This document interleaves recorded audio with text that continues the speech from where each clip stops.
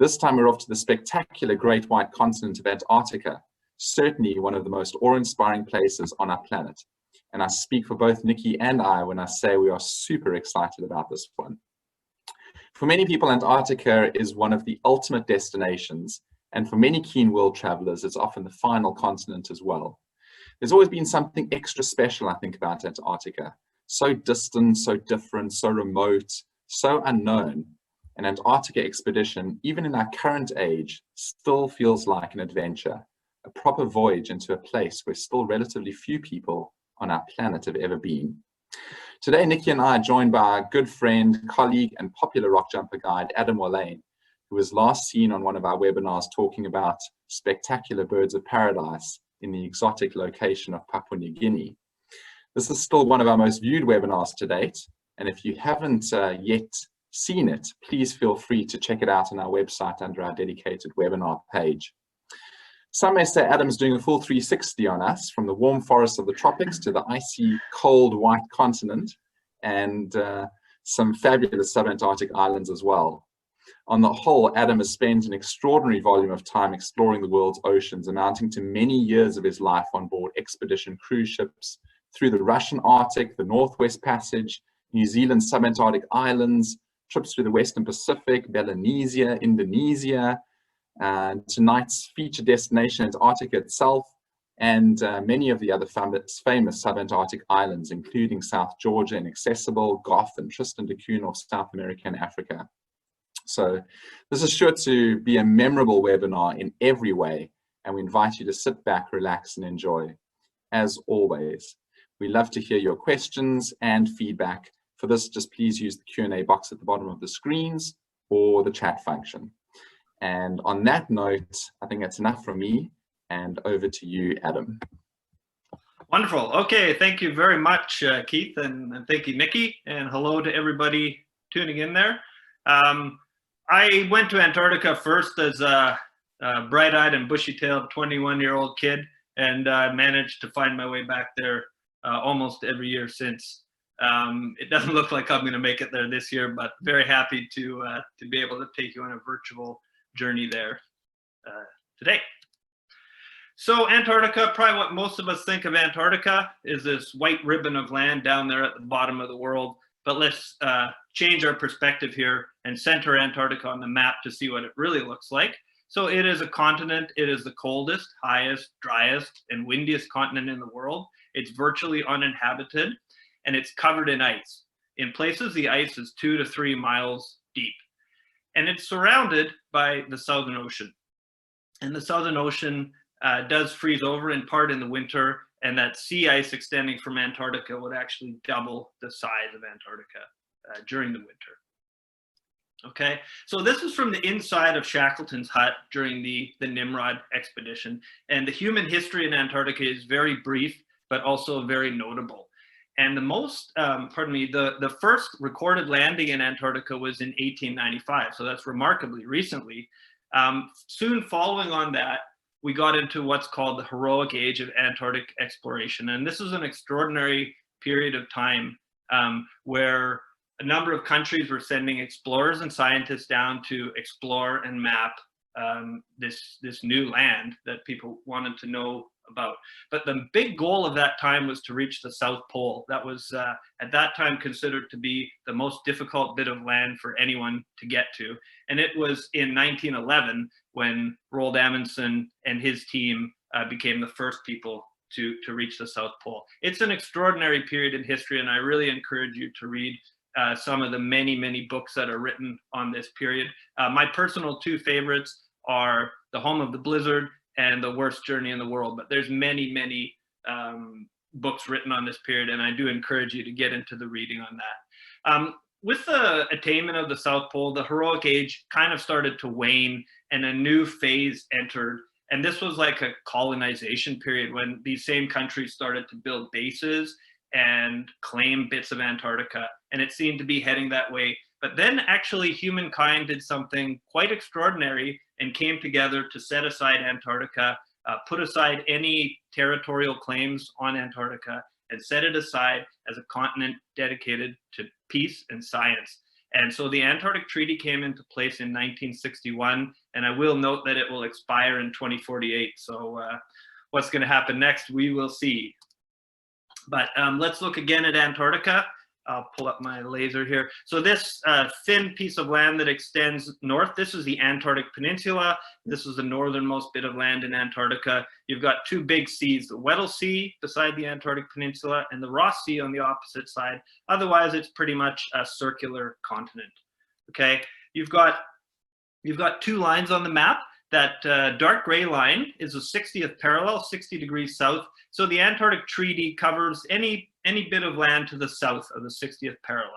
And then anything to the north will have a territorial claim on it. That dark blue wavy line, that's the Antarctic convergence. So that's an important oceanographic feature. It basically separates the super cold Antarctic waters from the just very cold subantarctic waters, but it is an important oceanographic feature. And you'll see many small islands dotted around there. And those islands, most of them are small enough that they won't even appear on your world maps. But these are some of the most important wildlife places anywhere in the world. And these are called the subantarctic islands. And so my number one tip from all my trips down to this part of the world is that if you have any chance at all to include the subantarctic islands on a visit to Antarctica, go for it, for sure. So why do we want to go to Antarctica? Why do so many people want to go and see this place? The actual diversity of birds and also life in general is actually very low, but as I think most of us are aware, the actual volume of birds and wildlife is absolutely immense, and we have some of the greatest wildlife spectacles in the world. But there's also a theme down in Antarctica. It's the very edge of sort of what life can survive in, and that's what drew those people in the heroic age and continues to this day. It really tests the very limits of what humans are capable of doing. At the same time, it also tests the very limits of what evolution is capable of doing. And so we see so many of the extremes down here in Antarctica. We have the emperor penguin, which is the hardiest bird in the world. We have blue whales, as we all know, are the largest mammals ever recorded on Earth, but the very biggest of the blue whales are found down here. We have the birds with the longest breeding cycle, also the longest lived birds that live 50, 60, 70 years. We have the most efficient flying birds in the world that travel more in a lifetime than probably any other organism does through this incredible flight. And they live side by side with their close relatives, the penguins, which are completely flightless, yet these are the deepest diving birds in the world. So however we look at it, it's a very extreme place. And I think it's fair to say that a trip to the Antarctic is about as far removed from everyday life as you can get. And so I think that really is the big draw for us to want to go and see this place. So how do we visit Antarctica? Well, you don't just hop in a plane and fly down there and pick up a rental car and drive around. That's not going to happen. And essentially, the only way people are going to be able to get to Antarctica is on an expedition vessel. And so these expedition vessels started visiting the Antarctic in the 1970s. And nowadays, there's a fleet of expedition vessels that ply these waters down to Antarctica. So these are typically ice-strengthened vessels, and they're your base for the trip. So you'll eat on board, you'll sleep on board in a nice cabin, and it's also a great platform for wildlife viewing. Most importantly, it gets us to those really out-of-the-way places that we'd never be able to get otherwise. But the crux of an expedition cruise is its zodiac operation. So there's no wharfs or jetties in the places we're going, and so the only way to get from ship to shore is these inflatable, very hardy boats that get us to the places we want to go. So the use of zodiacs is really what differentiates an expedition cruise from a cruise. And there's many different types of voyages that are offered to the Antarctic and the Southern Ocean, but the one that I'm going to talk today is sort of the classic voyage. And so this is about an 18 or 19-day voyage starting in Ushuaia, southern Argentina, visiting the subantarctic islands of the Falklands in South Georgia, and then spending several days in the Antarctic Peninsula before returning back to Ushuaia via the Drake Passage. So trips, this trip starts and ends in Ushuaia. It's the southernmost city in the world, down there in Tierra del Fuego, Argentina, and a beautiful place in its own right. Definitely recommend spending some time around Ushuaia before and after your trip. And we set sail on the Beagle Channel. And I can't convey sort of the excitement that you feel as you're sailing the Beagle Channel, getting ready to explore these parts unknown.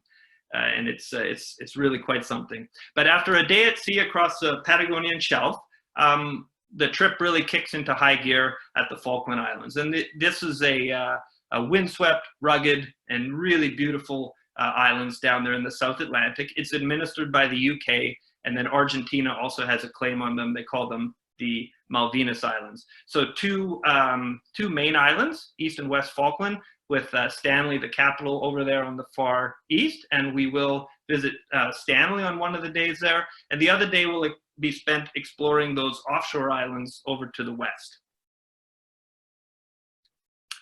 So in Stanley, there's an opportunity to wander around town, a really interesting place.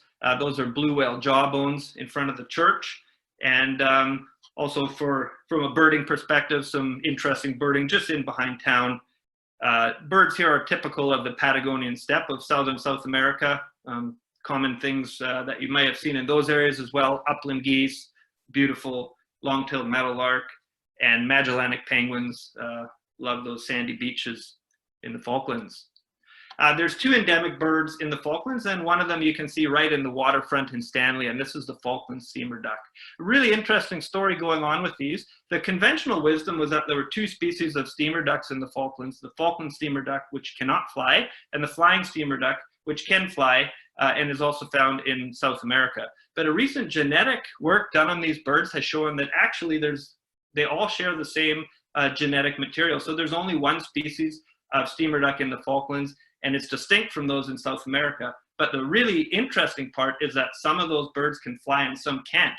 So it's not that unusual for birds to evolve the use of flight on an island, but it is really unusual where we've got this moment in time when we've actually kind of caught evolution in the act of where some of the birds can still fly and some can't. So that's a really interesting thing that's being found in the genetics recently. But you'll surely see these fantastic birds while you're in the Falklands. And usually some real fun experiences with South American sea lions as well. The other endemic bird to the Falklands is this Cobb's wren, which is related to the house wren. It's not quite flightless, but it tends to just never fly, scurries around like a little rat, really. But it's an endearing little bird. However, in order to see the Cobb's wren, you need to get out into those western islands. It only persists on the rat-free islands, and it's usually Carcass Island where we go to see this one. But these western islands are really, I must say, really amazing places. And this will be your chance to get and experience an albatross colony. So we'll see albatross virtually every day of the trip. But this might be sort of the one real quality chance to spend at an albatross colony of these black-browed albatross. And what an experience it is to sit with these humongous birds at their large bowl-shaped nests.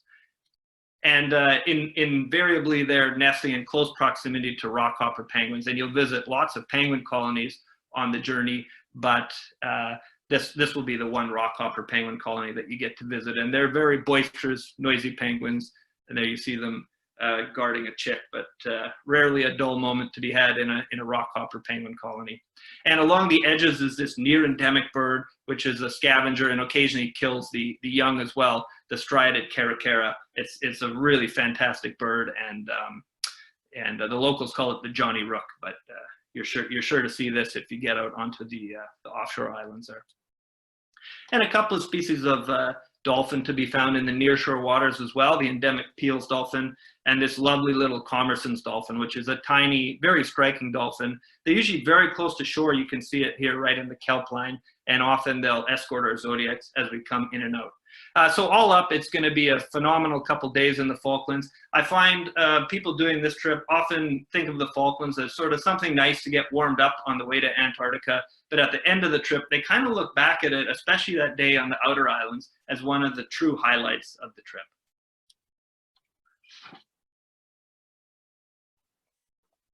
So the time comes to leave the Falklands after a couple days, and we now have a 3-day sea crossing of the Scotia Sea from the Falkland Islands up here across to South Georgia. And every day at sea has great potential and can be very exciting. But this was the crossing that we often look most forward to. It's got in these wide open deep waters, we have some really exciting seabirding and marine mammal watching in store for us. And so we are heading out into the big bad Southern Ocean. And I'm sure you've all heard the stories, and some of them are well founded. It does have the highest average wave height of any ocean in the world, and you can get these big low pressure systems that come through and make it quite rough indeed. But it's not always as rough as it's made out to be. And, you know, this is also the Southern Ocean, and you know, blue skies, fair seas, and a sky full of birds following behind you. So that happens as often as the other. But whatever the weather you get, you're going to be sailing through one of the very most productive bits of the ocean. And this map shows ocean productivity. And so we're down here where you see all this bright orange and red. And this is a cool slide. It's an overlay of all the world's albatross species. These are all from satellite tracks. And you can see this band that is the Southern Ocean really is the home of the albatross. And I'm just going to play this slide here, which is of wandering albatross from South Georgia. So the wandering albatross is really the greatest traveling bird in the world. Now, bear in mind that these tracks are showing birds that have a chick on the nest. So these birds are flying several thousand kilometers at a time just to go out and get food to bring back to South Georgia for their chick. And I was recently reading a paper where it was calculated that and these birds can live to more than 50 years, but an old wandering albatross may travel as much as 8.5 million kilometers in a lifetime. So absolutely extraordinary how these birds get around the Southern Ocean. And you'll have plenty of opportunities to watch them while out at sea. And so this is a wandering albatross, and they sometimes come flying along at eye level, and they'll actually look at you. You almost are interacting with them, and they almost never move their wings at all. And that's how they're able to travel such great distances, is just extreme efficiency in flight and also the mass of the wingspan. So at 11 feet, it's got the largest wingspan of any bird in the world. And you may or not get a full feeling of that out at sea, but there's a picture of my wife comparing wingspans with the bird, and it is humbling, really, to be in the presence of these birds. And the other really fancy albatross that we get to see in the Southern Ocean is this light-mantled sooty albatross, really unique in how they look. And you often get to see them performing this courtship display. So these birds mate for life, and they do this synchronous courtship display. And I have to play you the call of the light-mantled sooty albatross because it really takes you straight to the Southern Ocean when you hear this. So listen.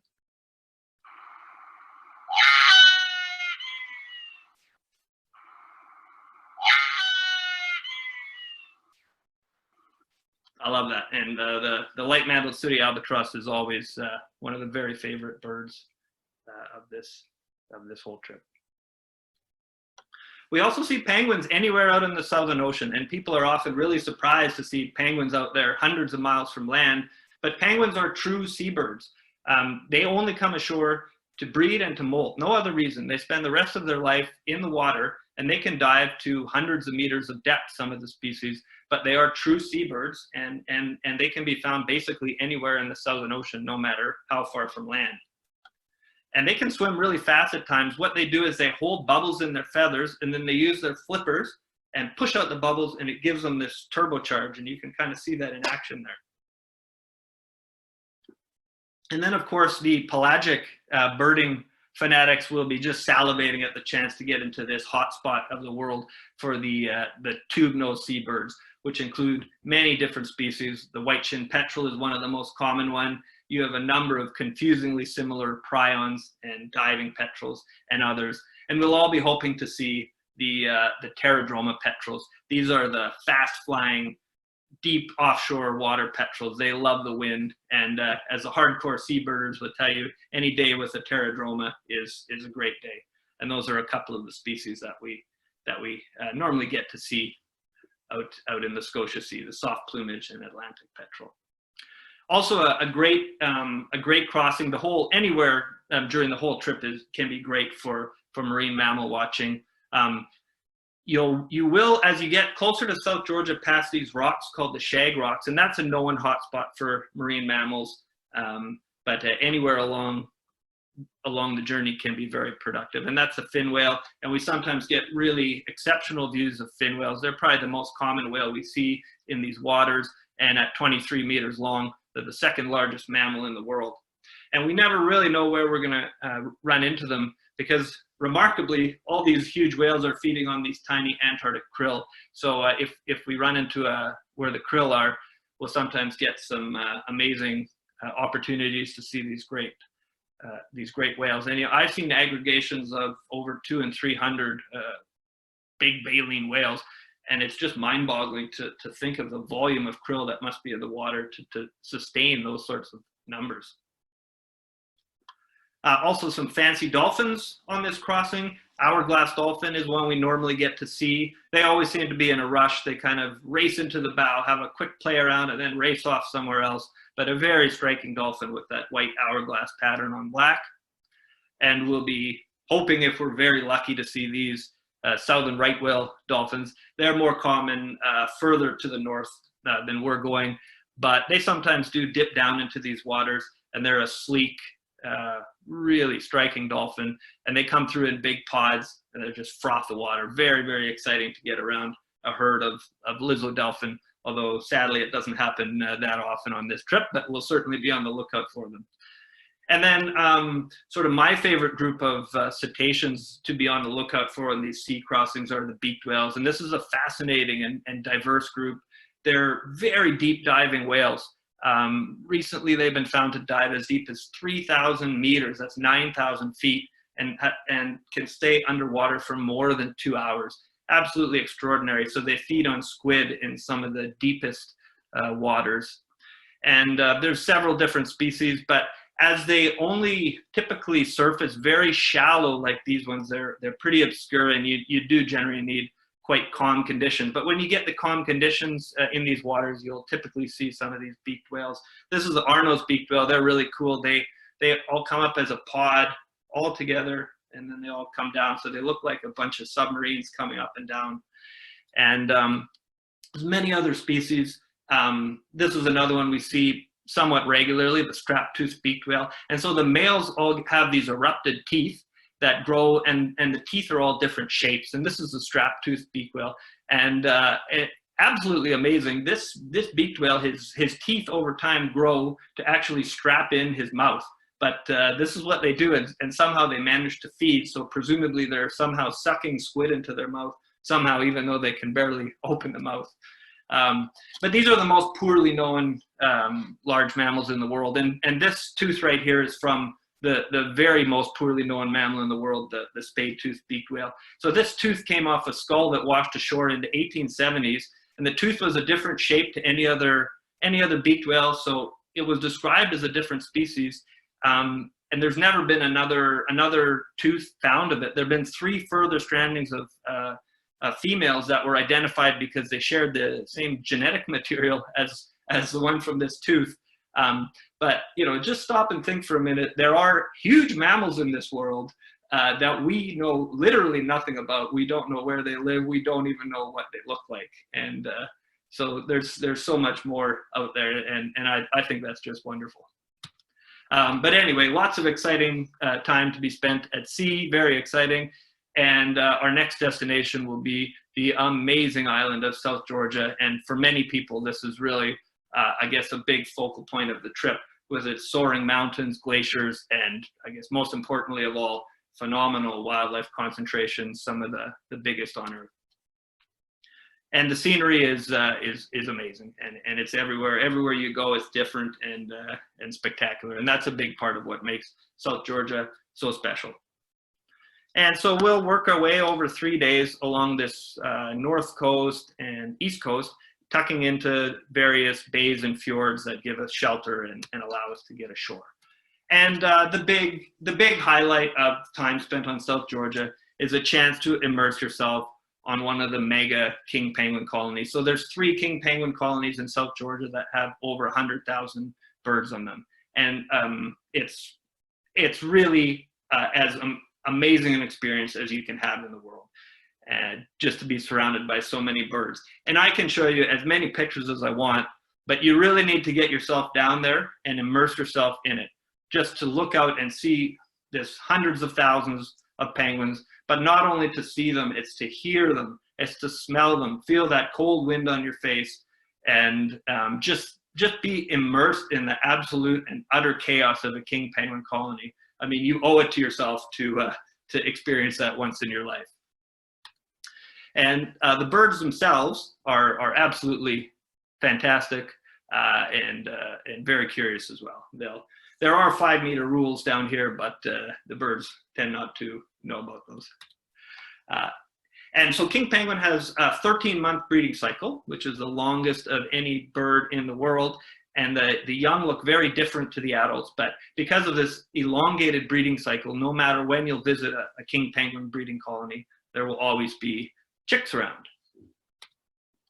And because there's so much going on here, there's all kinds of hangers-on around the edge of the colonies looking for a meal. And one of those is the brown skua. It's hard to work your head around this for those, northern hemisphere birders who are used to going out on pelagic sea trips, trying to find these things out at sea. And then here they're just kind of walking around you like a parking lot seagull, really. But this is where they live and breed, and they breed kind of in the hills behind the colonies. But you won't get close to the nest because they're very aggressive around the nests. And the cleanup crew on the beach is these giant petrels. So quite remarkably, these tube-nosed petrels have evolved to become like the vulture of the Southern Ocean. And look how vulturine that does indeed look. And there's one that's just had a feed while his mates are carrying on in the background. And you also get these really striking white morph giant petrels. And then in some of the dirtier parts of the colony, you get these snowy sheathbills. And I love these birds. They are so intelligent, and they're rummaging around for whatever they can find to survive. But they're in their own family, the sheathbill family. And they're the cheekiest bird down there. And you keep track of your stuff, or you might find a sheathbill walking off with it. And then sort of in behind the colonies in the dense tussock grass, you'll get a few small colonies of these really lovely gentoo penguins, which you'll see more of in the Antarctic. And then the most common penguin in South Georgia is actually the macaroni. But because they tend to breed in quite inaccessible places, you may or may not get to visit a colony, but you'll expect to see them around. But the areas where their colonies are, even though there's more than 1 million breeding pairs, tend to be in really rugged places of the island. South Georgia has 3 endemic birds as well, which everyone's always keen to see. A really striking cormorant, the South Georgia shag, a duck, the South Georgia pintail. Don't mind that big blobby fellow in the back there. There's a better look at one. And one songbird, the South Georgia pipit, which happens to be the most southerly songbird in the world. But the real biomass of South Georgia, the avian biomass, actually comes from the seabirds. And there is a chance, perhaps, to visit a small wandering albatross colony. And so this is in November, and this is a youngster getting ready to leave. So the wandering albatross has almost a year-long breeding cycle. So the chicks are almost a full year at their breeding site.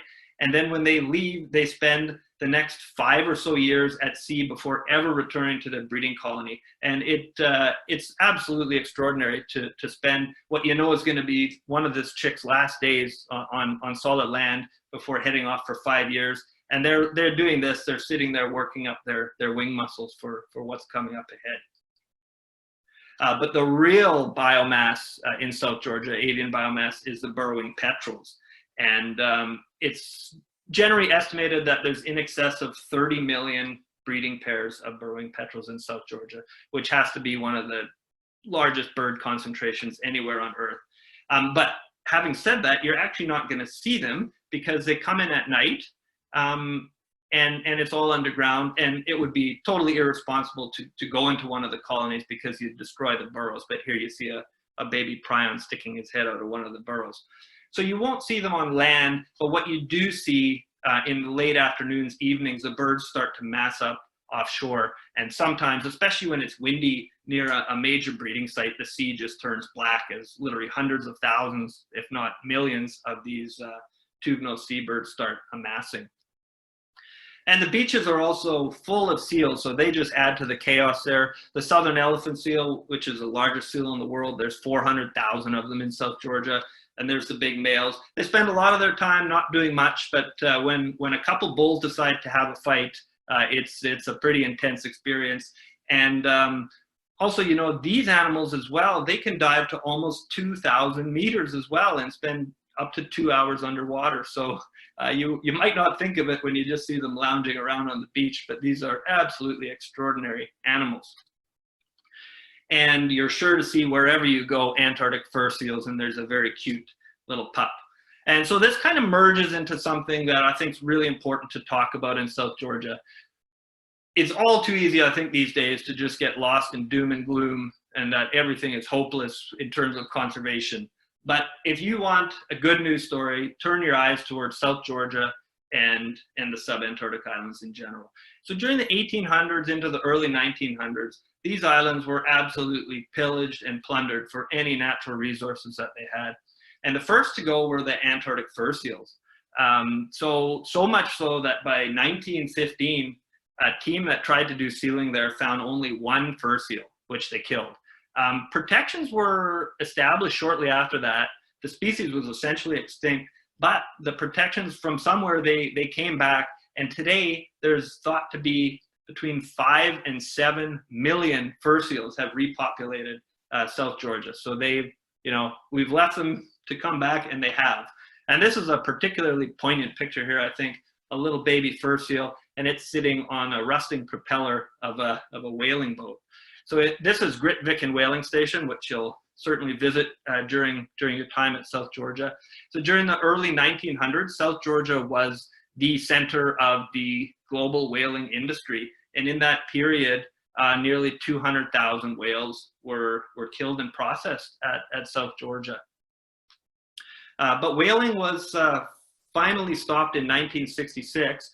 And for many years, there were really no whales around South Georgia or nearby areas of the Southern Ocean. But suddenly in the last couple decades, they've slowly started to come back, and the population seemed to be increasing more and more, so that even southern right whales, which are called that because they were the right whale to hunt, they're actually now becoming, I mean, we certainly don't see them every trip, but we do regularly see southern right whales in close to shore around South Georgia. And even the blue whale is actually starting to come back. So in the peak year, I think it was 37,000 blue whales were killed at South Georgia, and they went virtually extinct. And that included the largest animal that's ever been recorded on Earth, a 33.5-meter blue whale was killed at South Georgia. And they totally disappeared from the area for decades. In recent decades, they've slowly started to come back to the point where now we can almost hope to, we certainly not expect, but hope to see blue whales while we're cruising around South Georgia. And so that's something to certainly be on the lookout for. And, you know, the whales are coming back, but even the penguins and the seals were turned into oil. But they've repopulated all their numbers. Here they are in the rusting barrels where they were once processed, and they've retaken the beach. So the Southern Ocean, the sub-Antarctic islands, pardon me, are coming back to form. But there's one serious issue that persists to the present day on these islands, and that's the issue of non-native pests, and in particular rodents. So it was in about the 1960s or 1970s that biologists finally started to understand the absolutely catastrophic impacts that non-native rodents can have if they get onto an island. And this knowledge came about just in the nick of time to save a few species. So the black robin, which is one that I've been really fortunate to do some work on, got down to a population of 5 birds, including only 1 fertile female. But thanks to a number of things, including a rodent eradication, the bird has survived and is very slowly recovering, still alive today. So small-scale rodent eradications have been going on for a long time, but it was in 2006 when New Zealand really upped the game and eradicated Campbell Island, which is a New Zealand sub-Antarctic island. And that proved that through aerial baiting, it is actually possible to eradicate large islands of non-native rodents. And so that technology and thinking has sort of spread to other parts of the world. It includes now follow-up for 3 years with sniffer dogs like this one. And so eventually they tackled South Georgia, and very happy to report that in 2018, South Georgia became the largest island in the world that was successfully eradicated of non-native rodents. And the effects, the positive effects, were immediate. I was at one of the areas that had been baited 4 months after, and already the South Georgia pipits were coming back to try and establish themselves, having never been seen there in human memory. And a year on from the eradication, the pipits were all over the island. Now, these seabirds are going to take a lot longer to come back, but they surely will. So, I mean, in general, we can see some really positive things that have happened in these islands in the last 50 years, some really encouraging things of what we might be able to achieve. And, you know, if you're looking for a way, if you're looking for a way to make a positive impact in the world and you want to bang for your buck, I think getting involved in supporting a rodent eradication is just about the best thing you can do, because these things are only possible with public awareness and public support. And just really briefly to that end, the next island up for eradication is Gough Island. You can find out more at goughisland.com. Some of the seabirds you'll see on this trip are coming from that island. So please have a look if you're interested. Anyway, back to our trip. Excitement is only going to build as we leave South Georgia and finally start to make our way to Antarctica. And it won't be long before you'll see your first of many tabular icebergs. And so these have drifted north from Antarctica. And they're beautiful, beautiful sights to see, and also good areas to look for wildlife. Humpback whales sometimes feed around the edge of the tabular icebergs. And we often do get to see this bubble net feeding behavior, where they'll blow a ring of bubbles as a group, trap their food source, and then come up through the middle with their mouths open like this. And a lot of the seabirds down there really like the icebergs. You'll see Cape petrels following the boat almost every day of the trip, but sometimes around these icebergs, you'll get big flurries of these things come and fly around. And we'll start to see our first of the southern foamers as we head down, and then we'll be very keenly looking for the Antarctic petrel, which is always one of the foremost birds that people want to see when they come to Antarctica, one of the very few Antarctic endemic birds. And just a little hint here, people are often thinking they need to get, you know, as far south as they can to see an Antarctic petrel, but actually, in my experience, the best places to see these are actually kind of north of Antarctica, around these big tabular icebergs. But anyhow, it's an absolutely spectacular bird. And the first bit of land that you may see could very well be Elephant Island. And so this is where sort of the center part of the Shackleton story comes in. I don't have time to recount the whole story, but just a very brief summary. Sailing from South Georgia, the ship got trapped in ice down here in the Weddell Sea on this red line, and then the blue line, it drifted up here. At that point, the crew floating on icebergs and eventually using the ship's lifeboats did make it to Elephant Island. Now from there, Shackleton and the navigation of Frank Worsley and 3 other crew members, they used one of the lifeboats to sail over 16 days to South Georgia in what's sort of generally regarded as the most heroic open boat journey ever completed. And they were eventually able to return to Elephant Island and pick up all the crew with no lives lost. But those guys that were left behind were huddling under 2 lifeboats for over 4 months on this very desolate beach with nowhere to go, nothing to do, and I'm sure shivering the whole time. So that's Elephant Island. So our time in Antarctica, I'll grab my laser here. Our time in Antarctica from South Georgia, we'll probably try to swing by Elephant Island if the sea ice permits, and then down into the Antarctic Sound, the northern bit of the Weddell Sea. There's usually very heavy pack ice in this area, so see what we can find there, and then continue exploration through the South Shetland Islands, and then down here on the Antarctic Peninsula, where some of the famous sites you've heard of, like the Gerlache Strait and Lemaire Channel, Port Lockroy, all of those are. And then before carrying on to Cape Horn and Ushuaia, I should say. So we'll have a good solid 4 days in Antarctica, and it is certainly one of the most beautiful, striking, amazing places on Earth. And it changes, you know, as you're sailing through, it changes by the minute, both the scenery and the weather. And you've got almost 24 hours of daylight while you're down there. So some people struggle to find time to sleep. I know I certainly do. But it's worth every minute of it. So whether it be a placid day like this or a more moody day like this, it's always stunning. But you know, I think the big focus of our time in Antarctica is to get ashore as much as we can and immerse ourselves in these penguin colonies that we're all so excited to see, and you know, experience moments like this. And the main penguin colonies that we'll be visiting are of the brush-tailed penguins, and there's 3 different species of brush-tails. So these are the Gentoo penguins, a very beautiful penguin and very photogenic. And early in the season, you'll be seeing them doing these displays. Later in the season, the chicks start to pop out. And this species is probably the most numerous one in the areas we visit in the Antarctic Peninsula. Their population has been well documented to be increasing and expanding in the Antarctic Peninsula. The chinstrap penguin, we'll hopefully get to visit a colony of them as well. They're a pretty raucous place, a chinstrap penguin colony. Dare I say it, the smelliest and messiest of the brush-tailed penguins. But I love these guys, and they look great with that little chin strap on them as well. And the third brush-tailed penguin is the Adelie penguin.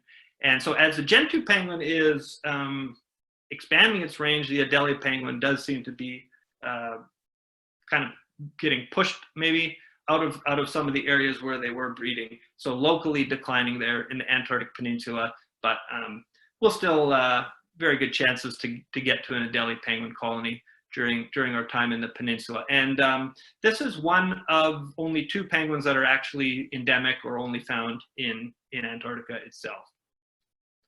And again, never a dull moment in an Adelie penguin colony. Because of a very limited amount of nesting material and so many birds trying to build nests, thievery is nonstop, and it's just constant birds stealing nesting material from each other's nests and moving them around and fighting and bickering. So always something to see.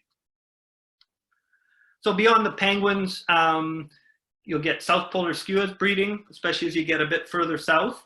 And again, really amazing to think these South Polar skuas that in the US we go on these offshore boat trips to see around this time of the year are actually coming from all the way down here at the other end in the world. And it's a journey that they make pretty much every year. And the forgotten endemic of Antarctica is the Antarctic shag, and it's a spectacular bird. It's one of only 5 endemic birds in Antarctica, and they too have fairly limited nesting material. So they'll use whatever they can get, but I really like these birds. And all of the seals in Antarctica are ice associated, but the Weddell seal is one that fairly regularly comes out onto shore, and we sometimes do get to hang out with them at our landings. This is the most southerly mammal in the world because it can keep breathing holes open with its teeth through the winter. It's able to get further south than any of the other seals. And if you do get one on the landing, try and sit quietly with it. They often have their eyes closed, and you can actually hear them whistling as they're sleeping. You can almost imagine that they're dreaming or something, but that's always fun to do. And yeah, so there's the landings, and then we'll also spend some time doing zodiac cruises where we'll hopefully get some different angles and perspectives on the penguins. And these guys are amazing jumpers. So I once had an Adelie penguin jumped out of the water straight up and hit me in the head as I was standing up driving a Zodiac. So it was a 6-foot vertical, and it really did. It smacked me on the side of the head. So these things are incredible. But there's always a bit of nervousness around the penguins as they're getting in and out of the water, and that's because there are predators lurking. And a bit of a gore warning here if you don't like that, but this is a leopard seal, and they are waiting for the penguins to come in the water, and they hunt them. And if they catch them, they thrash them around to get at the meat. And we do get to see this sometimes. And if we're lucky, we may get some views of whales from the Zodiac, which is always a really exciting experience, especially humpback whales tend to be the most common whales down there, and one that we do sometimes get to experience from the Zodiac, which is always a huge thrill. And you sometimes see minke whales from the Zodiac as well. Usually you just see them sort of surfacing a couple times and disappear. Every once in a while you find a friendly minke. It's one that just wants to hang around. And this one in particular, I'll never forget. I spent 2 hours just going around our Zodiacs from one to one, looking up at us, going around. And then eventually we had to leave. And even as we were loading the Zodiacs on the crane, it was watching the Zodiacs go up, and it followed the ship as we departed. And I don't know what it was thinking, what got in its head, but what an amazing thing to experience. And then we'll all be hoping that an opportunity will arise during the trip here where we can get into the pack ice, because that brings a whole new sort of perspective to an Antarctic visit. Inside, or especially along the edges of the pack ice, can be very good wildlife viewing opportunities. So this is the frozen sea ice as it's breaking up and shifting around. And of course, if we are lucky enough to sort of get into the right areas, we'll all be scanning every ice floe very diligently for the 3-foot penguin, the emperor penguin, which, as I think most of you know, is the Antarctic Peninsula is on the very, very edge of their range. So it takes a good bit of luck to see an emperor penguin on an Antarctic Peninsula trip, but we'll certainly be looking very hard for them. And these are absolutely extraordinary birds with an amazing breeding strategy. So the males incubate an egg for 65 days during the middle of the winter. And the only way this is possible is from this huddle. So the temperature, the air temperature is outside. It can be -40, -50, even colder. But inside the middle of the huddle, the temperature is above 30 degrees. So the birds are staying very warm. And the only way it's possible is if they work cooperatively. So because they have the egg on their feet, they're able to shuffle around, and everyone's able to get some time in the middle to stay warm enough to survive this. So, I mean, we'll be dreaming of seeing emperor penguins. This picture admittedly was taken in the Ross Sea, but I have on a couple of lucky occasions had experiences like this in the Weddell Sea. So we can dream of it. One thing I will say is that emperor penguin is one of the most curious birds in the world. If it sees you from even a mile or two away, it'll probably try and walk up to you. So we'll certainly be looking. While around the pack ice, leopard seal is another one that we'll expect to see or hope to see. They always seem to have that mischievous grin on their face, like they're calculating their next move. And if you want to dream really big, the Ross seal does very rarely pop up in the very dense pack ice, but not normally seen in the peninsula. And what we will probably see quite a bit of in the pack ice is the crab-eater seal. And this is a really lovely seal. They've got interlocking teeth, and they use that to sieve out krill. So it should be probably called the krill-eater seal, but they're the most common of the seals down there. And we often see pretty good-sized packs of them lounging around on the ice.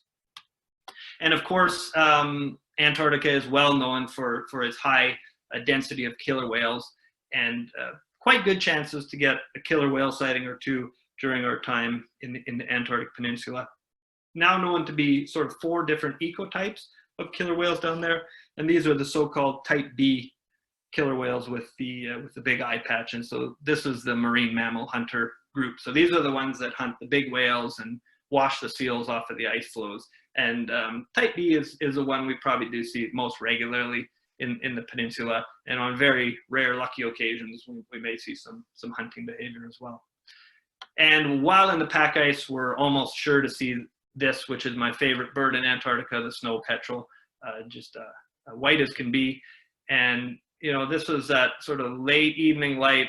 Those are some of the best hours in Antarctica, is after dinner, 10, 11 o'clock. You just get that amazing light, and you get some incredible wildlife experiences at that time. So that's a good one to end on. And I want to thank everyone very much for listening to my talk, and a lot of friends for helping me out with slides here as well. I need to single out a few people, my wife Megan, Matt Messina, George Armistead, Aaron Russ, and lots of other good friends as well that have helped me out. And that's a big part of these trips. You're with a big group of like-minded people, really interesting people, and that's a big part of the trip, and one that I really look kind of some of the most forward to, is getting to hang out with a lot of great folks. So thank you very much. Wow, wow, wow. Adam, that was incredibly special. Yeah, look, I enjoyed every single minute of it.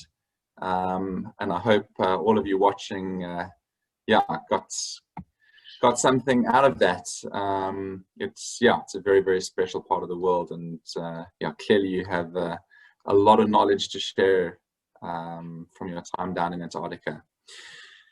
So yeah, before we get into Q&A, and I know there's a lot of questions that have come in, I just wanted to mention that in October, David from Quark is actually going to, that's the company that we're actually going to be partnering with for our charter that we're doing next year in November. He's going to be doing a webinar as well, which will be quite interesting. It's going to be on the specific vessel that we're actually using on the charter, the Ocean Diamond, and we'll be going to a bit more of the specifics about Antarctica cruising, and yeah, some more information around that side of things.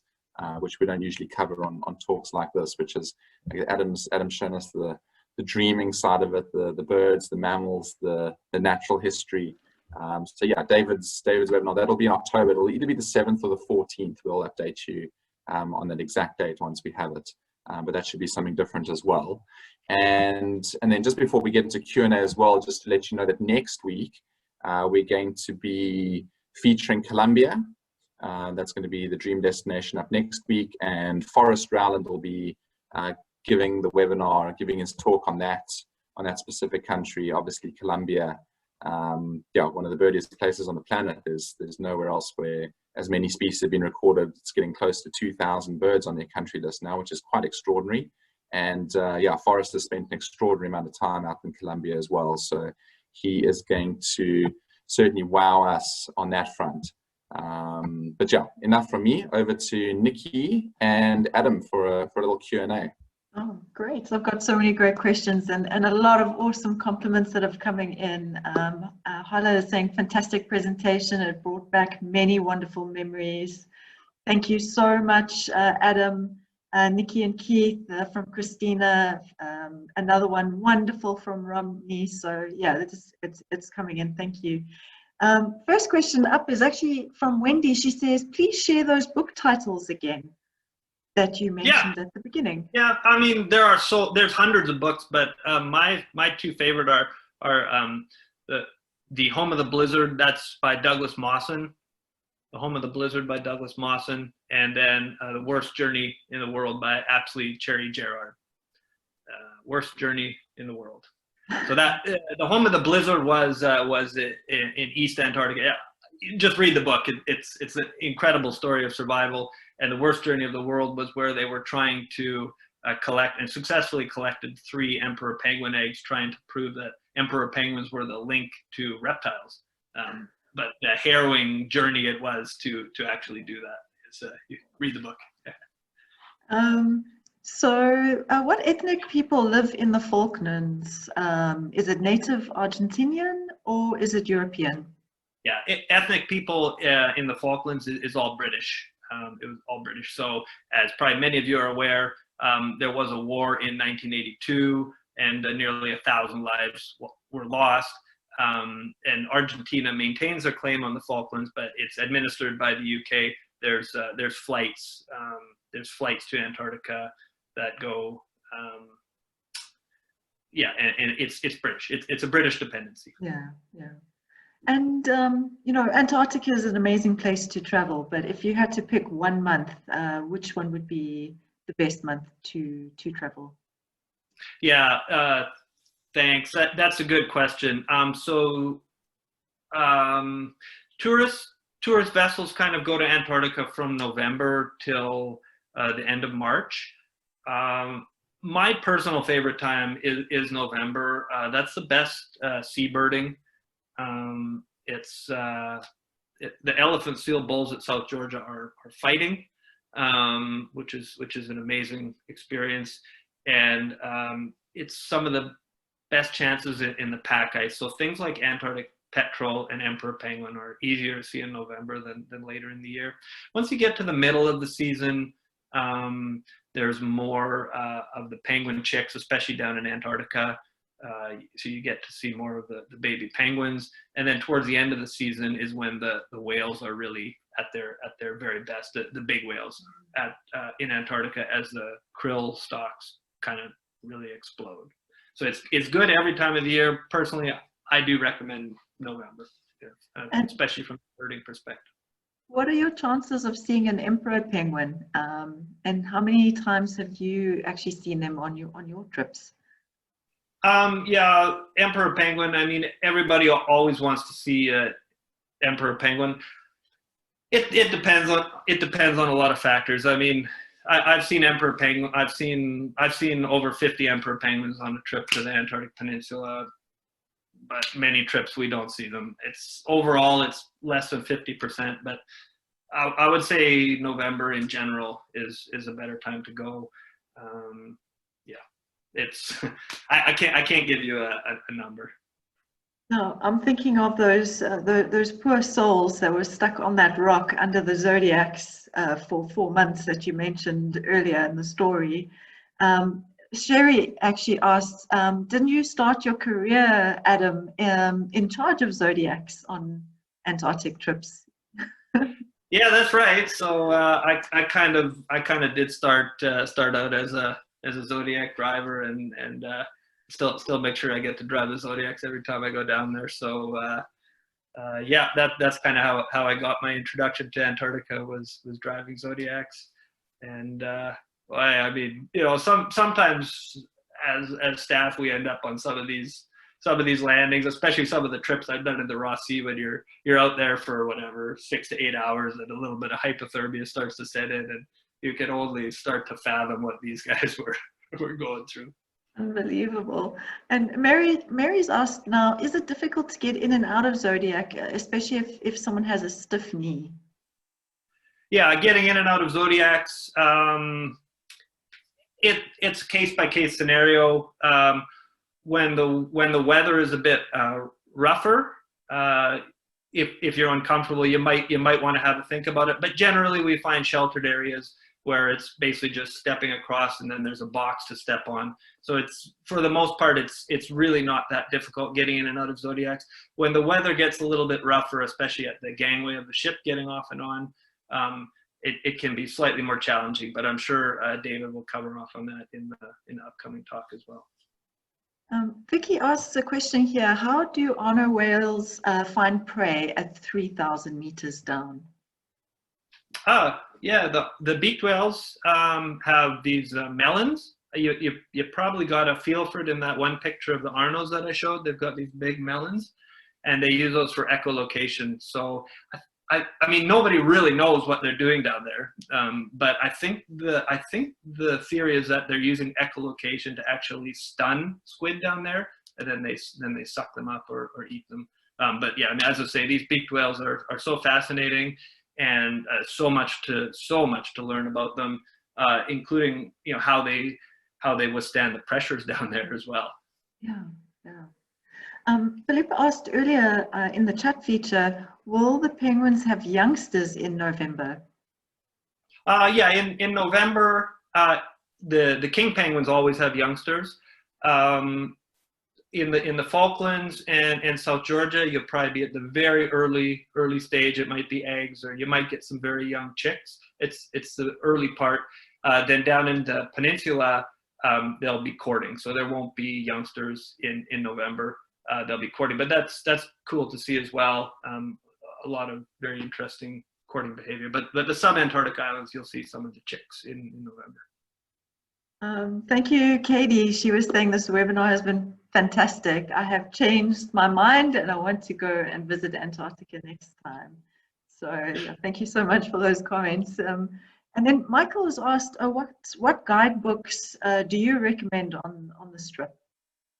Okay, field guides. There are so many different field guides available for the region. I mean, I think from a sort of birding perspective, Hadarem Shirahai's Complete Guide to Antarctic Wildlife. There's a second volume out. That would probably be the most sort of comprehensive one. But there are many different guidebooks that are good. But that would be the most thorough, comprehensive one for the birder, Hadarem Shirahai's. Oh, thank you. And there were 4 rock islands that you mentioned earlier. Monique actually says it reminds her of the Skellig Michael, home of the puffins off Ireland. What were those 4 names? Yeah, so those were the shag rocks there. I'm not sure exactly how far from South Georgia they are. I think they might be 100 miles or a little bบmore, but they're literally just 4 rocks that jump straight out of the ocean. But the South Georgia shag, the cormorant, actually does breed on them. And they actually come and fly out to the ship when you sail past. And so all that white stuff you saw, all that guano, it's actually the shag guano. And you can see on the rocks how high the waves get in the storm because it washes the guano up to that spot. But they nest right at the top so they don't get swept off during the storms. But it's called shag rocks because the South Georgia shags breed on there. Great. Susan mentioned what is being done to assist the Adelaide penguin colony. Okay, so yeah, with the Adelie penguins, there's really nothing being done, let's say, to assist them. But there's quite a lot of study being done on what's going on.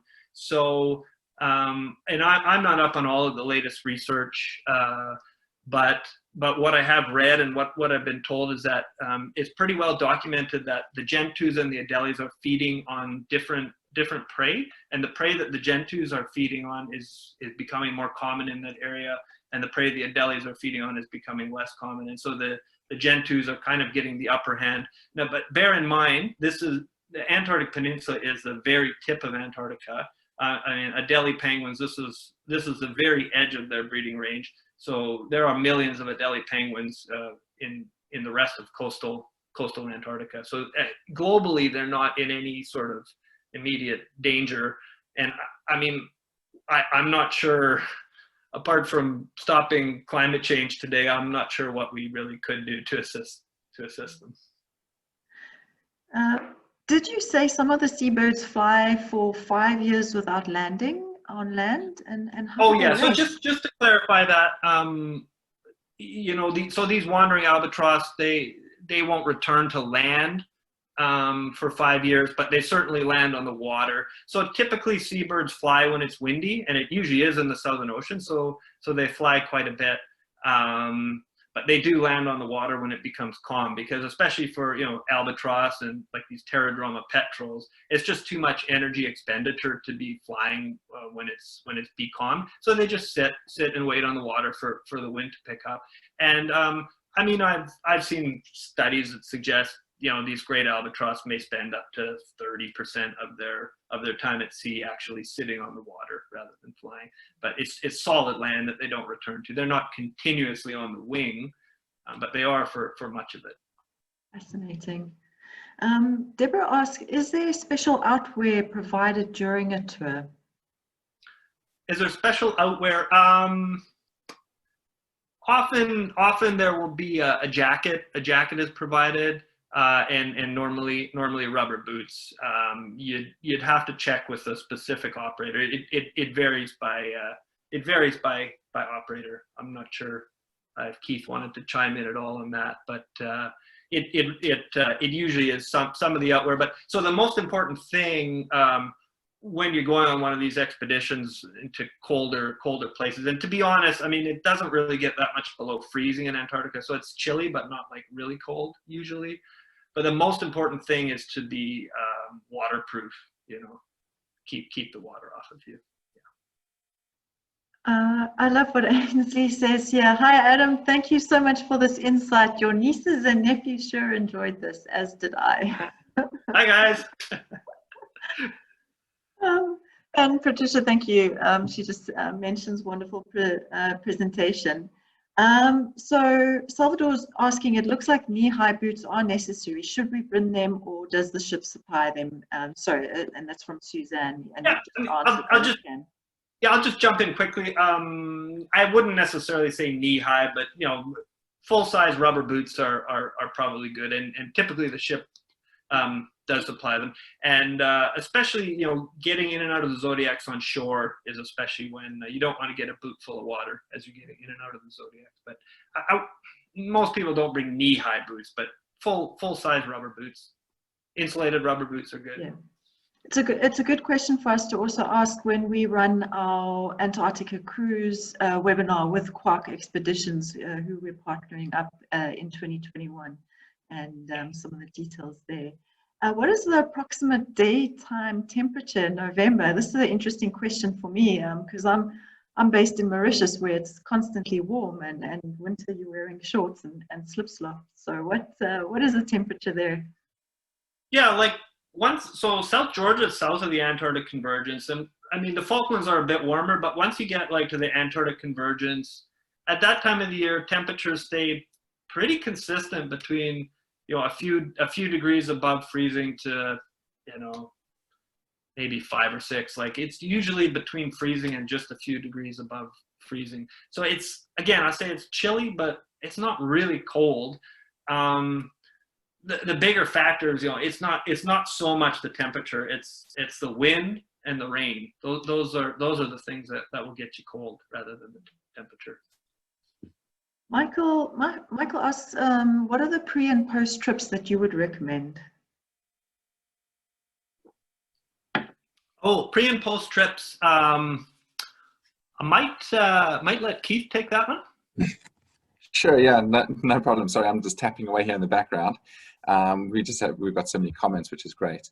Yeah, pre and post trips, we typically design quite a number around Argentina. So because Ushuaia is your start and end point, getting into Patagonia, so northern Patagonia, southern Patagonia, some time in Chile, even other areas of Argentina are all very much on the map because you have to come through Buenos Aires, get down to Ushuaia, and that's usually your start and end point for the trips as well. So it really, trips around Argentina for anything, whether it's a week or even longer, 10, 12 days, tend to be really good add-ons to an Antarctica trip if you want to spend just a little bit more time. If you just want a little bit of a taste, just doing something like Terra del Fuego National Park, which is right just outside or at the edge of Ushuaia, is often a really nice day trip for those who sort of get in a day beforehand. But yeah, anything from a week to 10 days or as I say, even longer, if you want to explore more of Argentina, is very easy to do. A special hello to Keith from Paula and Marty in Seattle. They're saying hello. And hi guys. They have asked, do we know who the Rockjumper guides are going to be for the 2021 expedition? We do. We can send those names through. I don't have all of them. I know George is going to be back on the boat again. But yes, yeah, we do have the names of everyone. We can send those through to you. Give us, Harvey's saying, give us an example of how much time you spend at King Penguin colony. Oh, well, typically, so I think on the charter it'll be 3 full days at South Georgia. So typically you'll do 2 landings a day. And usually most of those you're going to be at a small or a big king penguin colony. So landings, two in a day, one sort of after breakfast and another one after lunch, maybe in the realm of 3 hours or so that you can spend on shore at a time, and hopefully you'll get multiple ones, multiple king penguin colonies like that. A few more questions that are left now. Are there any native rodents on South Georgia Island? Yeah, so totally no native land mammals on any of the sub-Antarctic islands at all. None at all. The only mammals are seals. the ultimate goal is to eradicate the rats and the mice off of every sub-Antarctic island. And there have been eradications of cats, of rabbits, sheep, cows, goats, pigs. So just about anything you can think of has ended up on these islands. Even one of the islands, they even had to eradicate weka, which is a rail from New Zealand. But yeah, so no native terrestrial mammals in any of the sub-Antarctic islands.